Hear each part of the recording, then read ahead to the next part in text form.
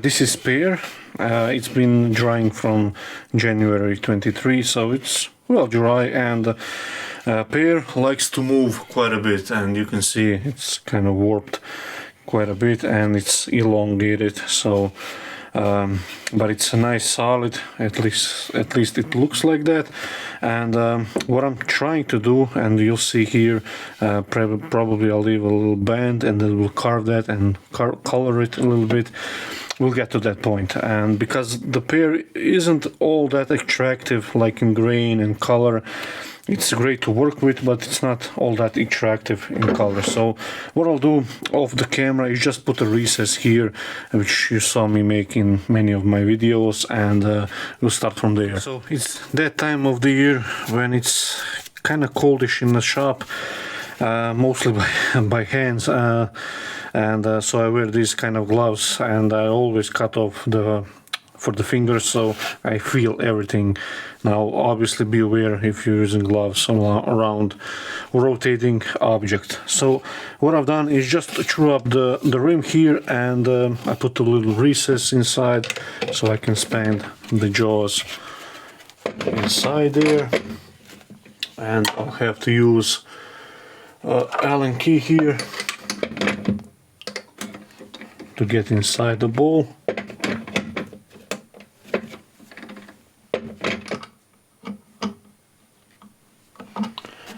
There we go. So I mounted the ball on, and when you screw up the rim and you put it like this on the chuck inside, if you spin it and the rim is nice and steady, doesn't wander off, then you know you have it fully on. So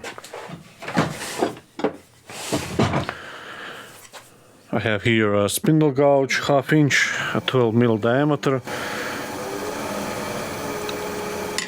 So I'll just use that for screwing everything up.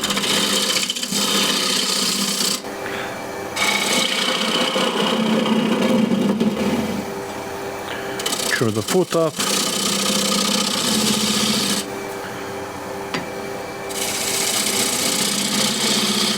And now I can start going here up the rim.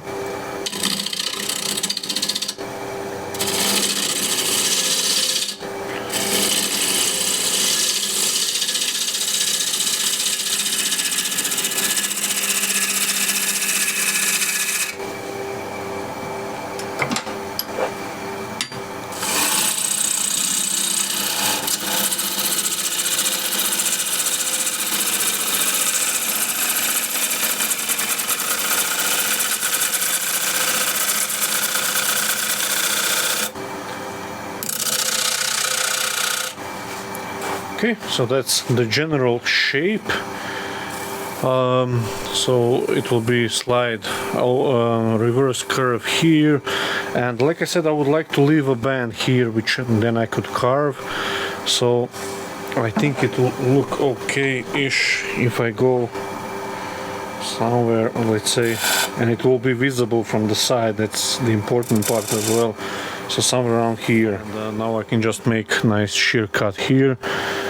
I'll probably use the scraper to finish it off, but we'll see.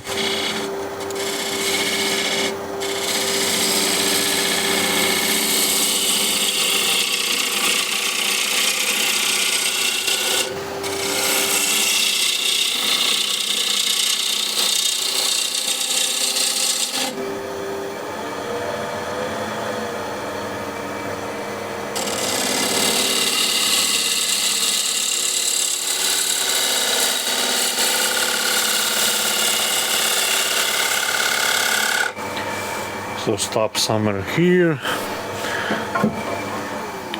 Now I can see if there's any hidden splits, and there seems to be none, which is great. Now the curve here isn't too bad. There is a few lumps, so I want to get rid of that. Now with the scraper, just want to refine this, use it as a shear scraper. Try not to get the unsupported edge of the scraper here at the corner of the foot.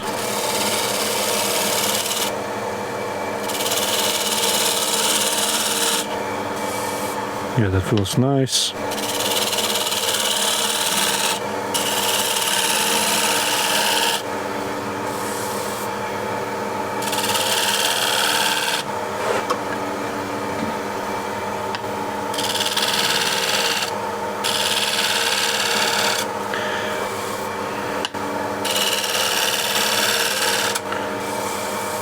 a little lump here.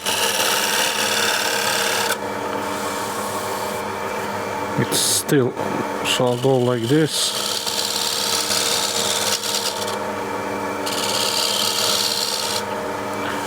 Just to remove it, and then shear scrape again.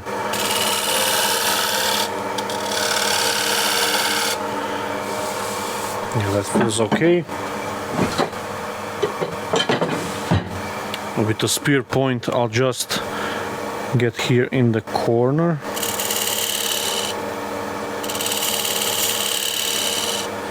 Make that nice and clean.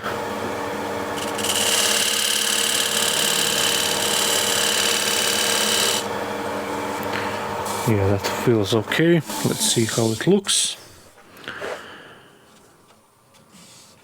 Yeah, that's not too bad at all. So, but I can improve it slightly. Maybe you can see how it's a little bit like fuzzy here. And I'll put the fresh burr on the scraper. And I put the fresh burr on.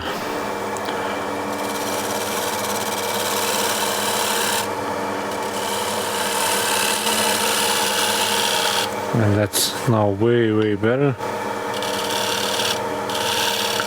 Just by the look of the shavings and dust that I'm getting, and on this spear point I also put a fresh burr. So really nice light touch.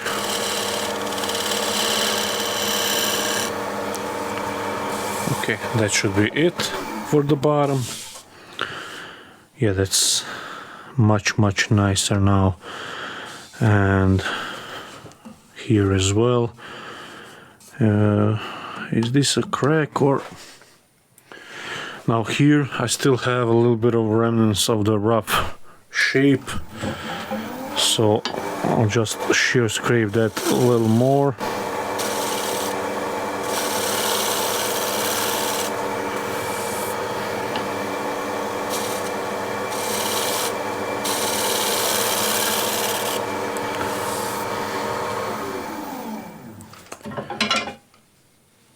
A little more.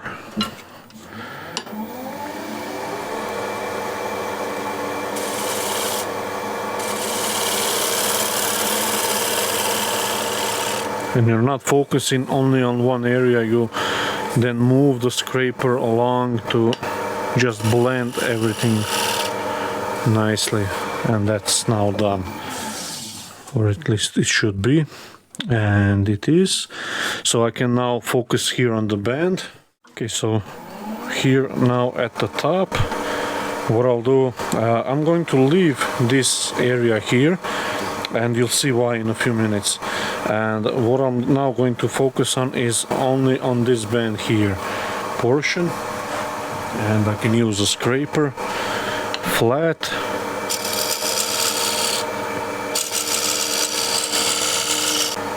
So now I'm just copying this curve onto this one.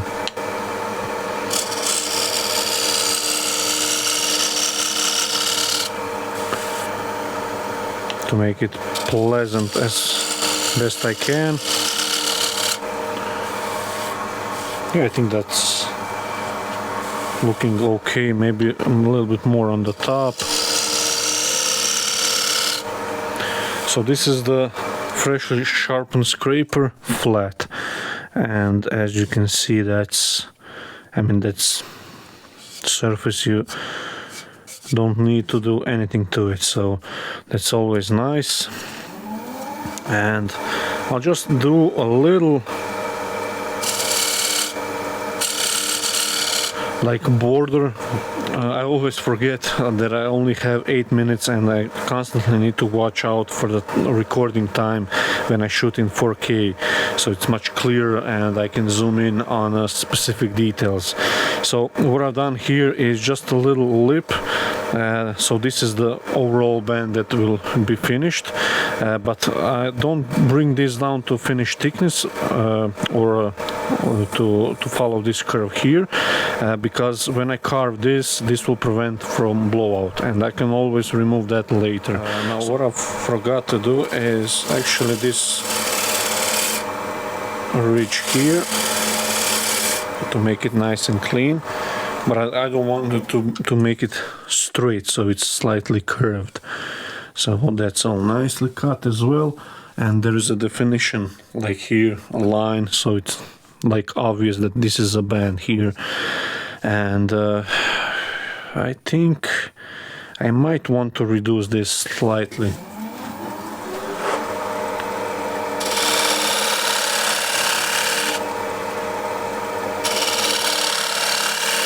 Like so. Yeah, that's much better. Okay, so now I can sand this part to finish sanding, and then we can focus on carving.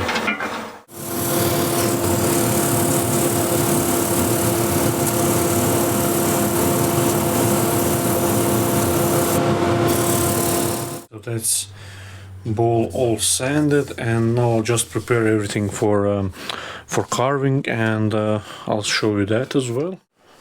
Okay, so what I'm doing here is just a regular gouge that I have, a carving gouge here, and it's actually the only one that I have, and just go from the bottom to the top. And you can see now here why I left this ridge here, and if this was all the way down to this level, as it will be, then there's always a possibility that you'll break out something. So, and I want to carve this as well, so it's down to this band here, so it blends in nicely, and here at the top just a little bit deeper. And I'll do this all the way random, all the way around, so this will take a while.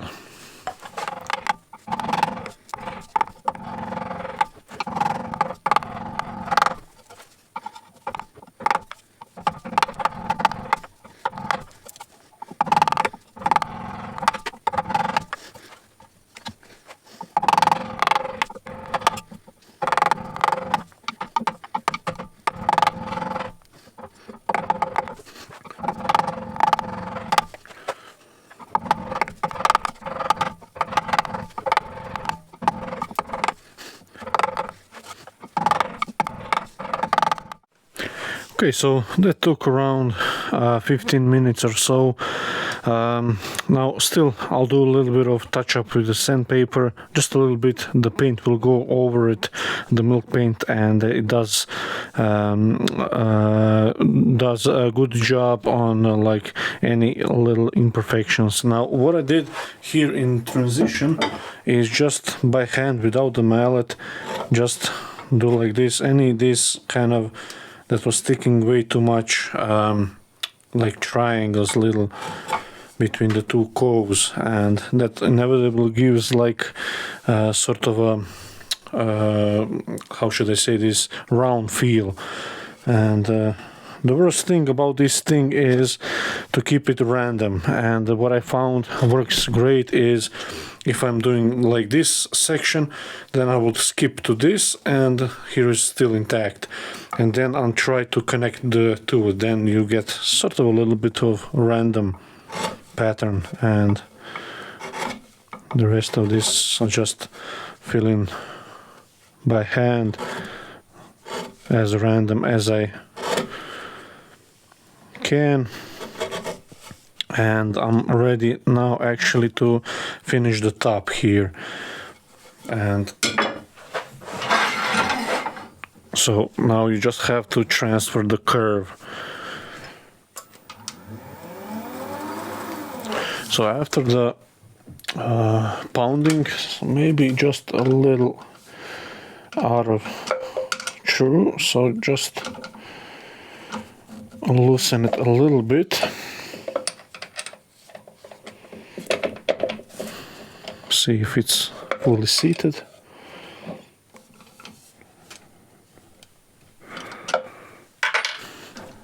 Okay, that's now fully seated on. So what I'll use here is a shear scraper. Just lightly bring this down and make it a curve so it matches here to here.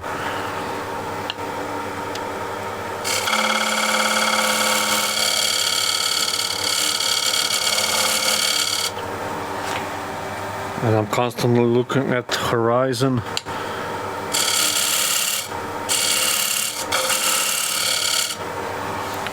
Okay, that's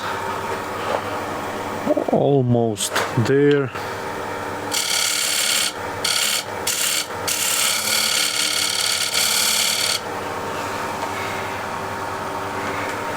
A little bit more.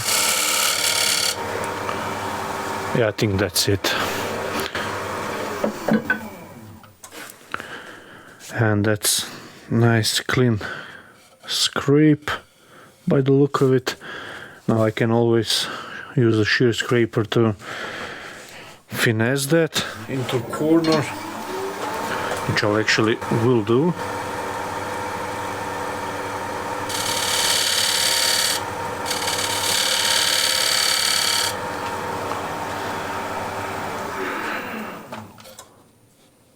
Yeah, I think that will be okay. And the surface is okay. So what I'll just want to show you, you can see the flat spot here. Somewhere I didn't go too deep. So what I'll do now is just finish this with the gouge going from this side, like I did here a little bit, because this is going a little bit against the grain, so I don't want to take too heavy bite. And so just blend that in as well as I did on this side here. So, and that will be it for carving here. What I'll do off the camera is apply masking tape here around. And now actually I do still have here marks from the gouge, so I'll clean that up as well, and then when I prepare everything for milk paint, I'll tune you in again. I taped everything here as well, so I'm all exposed with this carving here. And what I have here mixed is oyster white, so it's not pure white. I don't like the pure white milk paint. And just going to brush this on, and we'll use the secondary color. And once you blend those two and sand away any excess, you'll have a sort of an old vintage effect, and we'll see how this works on this one. So just brush it on.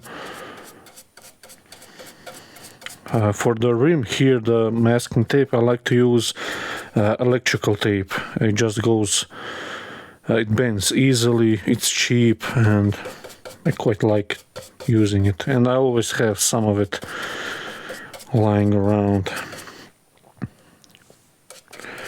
Now it's quite cold in my shop today, and this will probably, it usually dries really fast, but in this case I'm going to use a hair dryer to speed it up a little bit.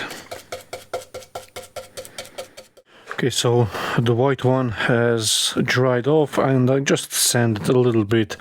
I want this to be sort of antique feel and look, and now in the same fashion I'll apply this federal blue, and then after that's done we're going to sand away a few spots, make it like wear, years of wear and use. And I kind of like this combination of white underneath and blue on the top,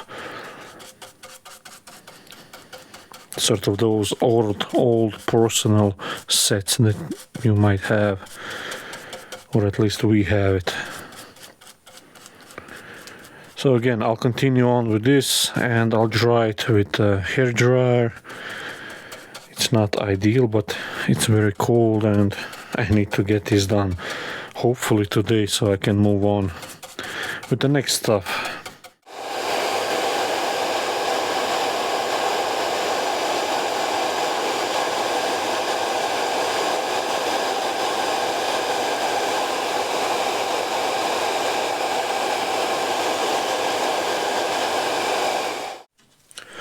Okay, so the blue has dried.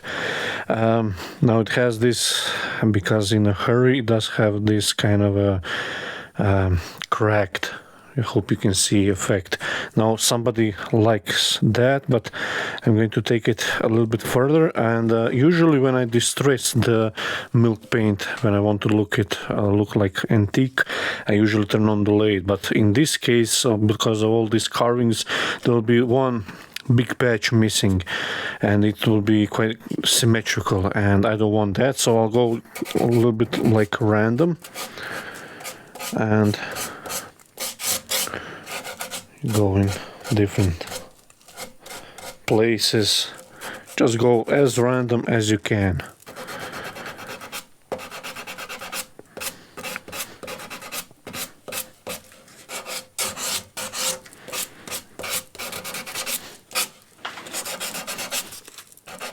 And for the last step, I just used a wired wired brush just to get into all of the smaller spots, and this now looks quite aged. So I can remove the masking tape.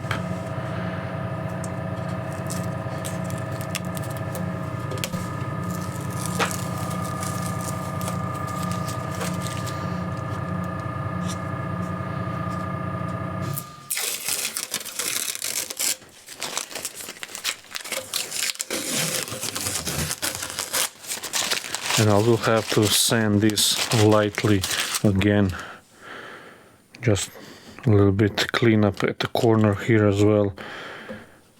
That kind of stuff you cannot 100% prevent, so, but it's quite minimum as you can see, so it wouldn't take too long. So yeah, that looks kind of neat.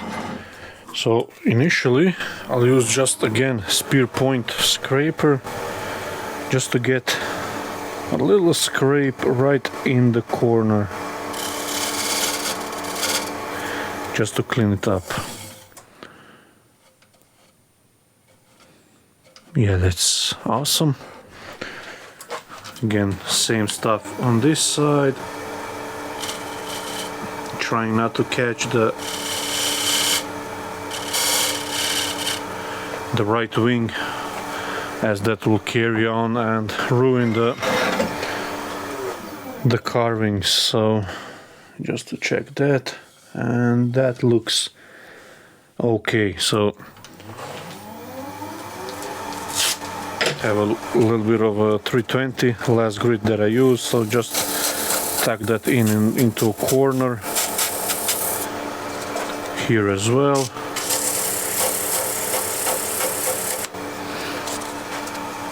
And I'll use inertia sander just from that corner to bring it down.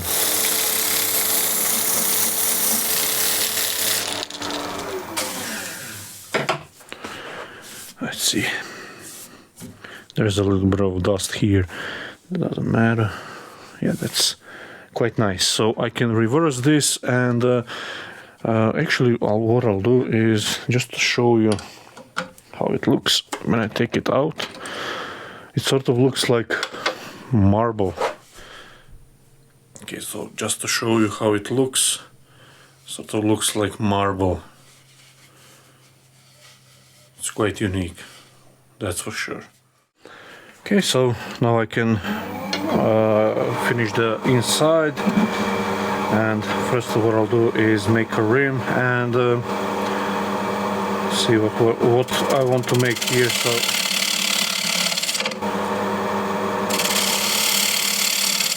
make it simple. It's already quite complex.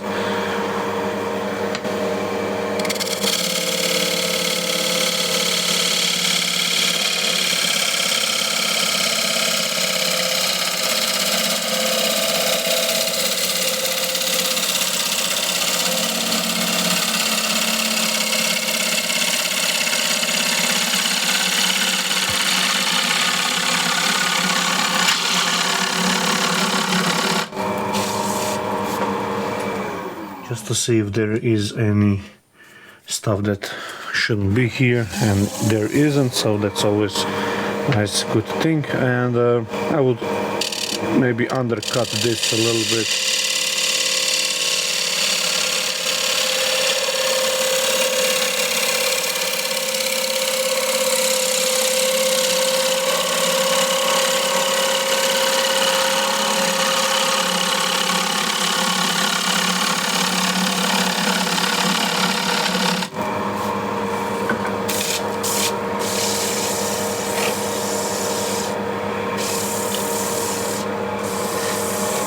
Okay, that feels okay.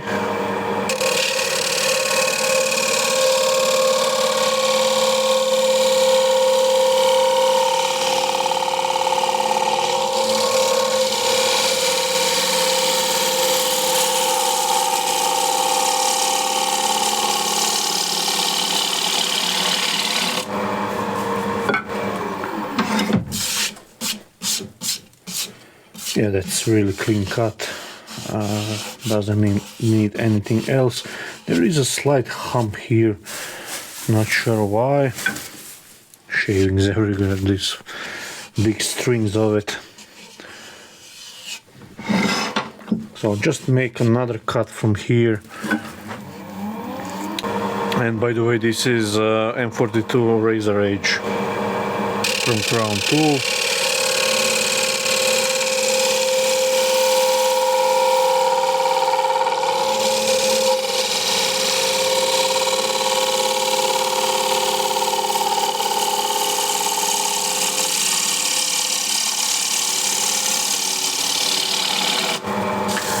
So there, if you might have heard, there was a slight hint of vibration, so I backed the cut out and just went a little lighter, and that is pristine cut here on the inside.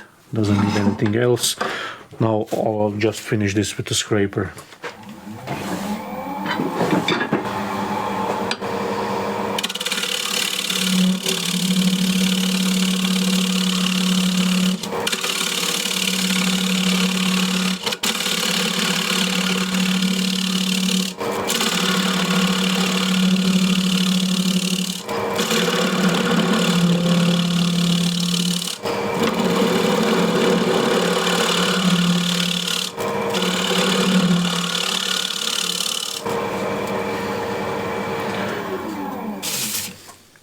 Now I need to raise the burr on this one as well. So there is a fresh burr straight from the grinder.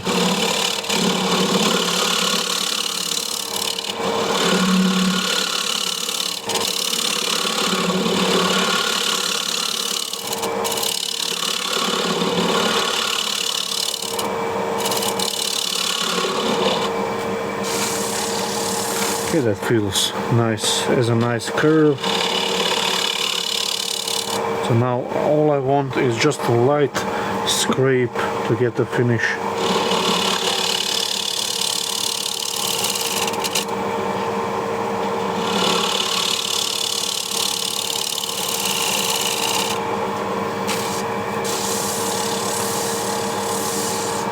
There is just a little blend of here.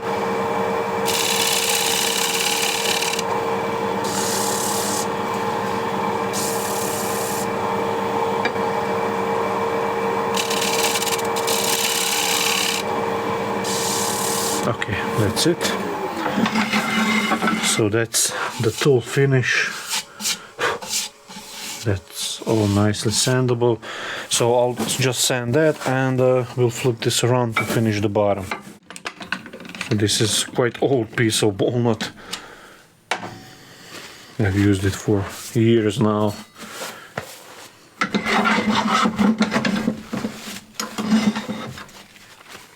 So I have a non-slip cloth, and for some reason this thing, if you press it, leaves, it's almost like it's wet. It leaves a residue behind.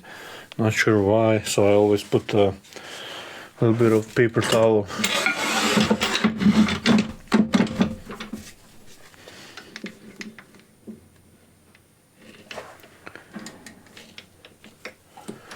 So now we can remove the foot using spindle gouge.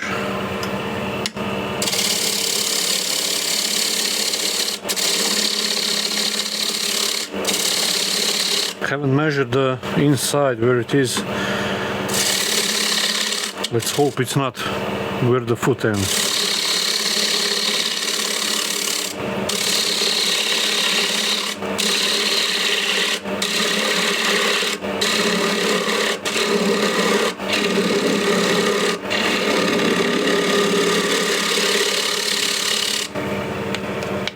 Sounds okay.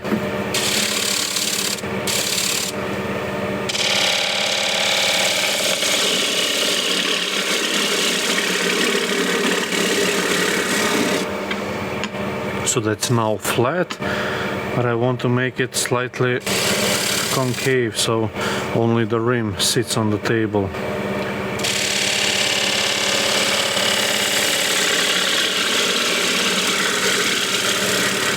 Do a little dance with the spindle gouge, so you enter the wood at the flute at 3 o'clock, you drop the handle, you open the gouge slightly and rotate it towards the center. Now it doesn't look all that great, but I can now finish this with a scraper.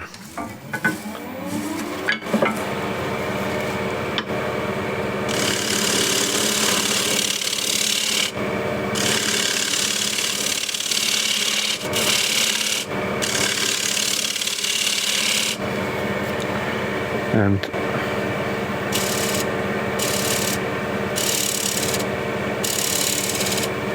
so I only want this outer rim here to touch the table, nothing else. And with the spear point,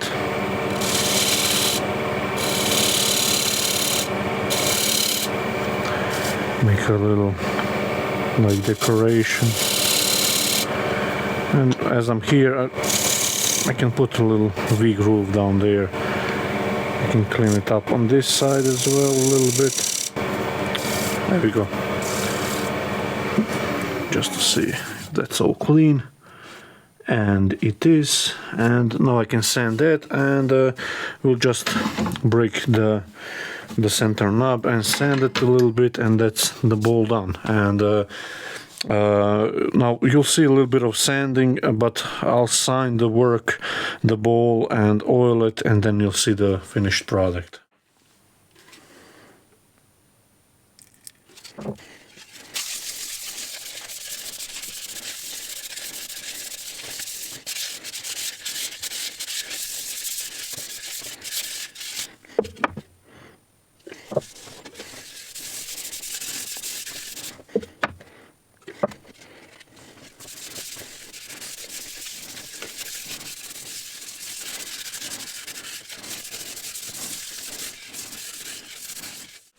Okay, so the oil has time to soak in. Still have a little bit of wiping off to do, but you can see the signing here.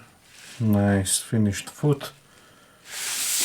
And I really like this pear that I have. It's sort of all different colors here, and it sort of bleeds through. You can see we have like these spots of color. Has this kind of spots of color in it, and the showpiece here, I'm gonna try to make it so you can see it.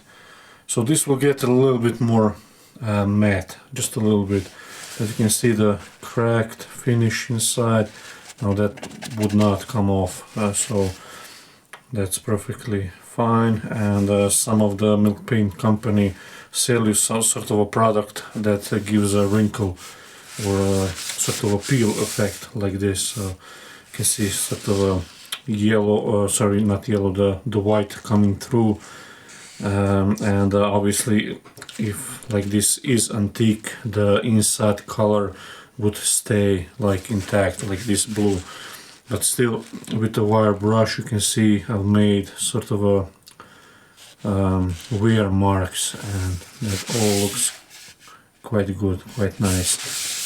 And like I said, this piece is for sale, so if you would like to purchase it, just shoot me an email and we'll sort something out. So now here are some finished photos.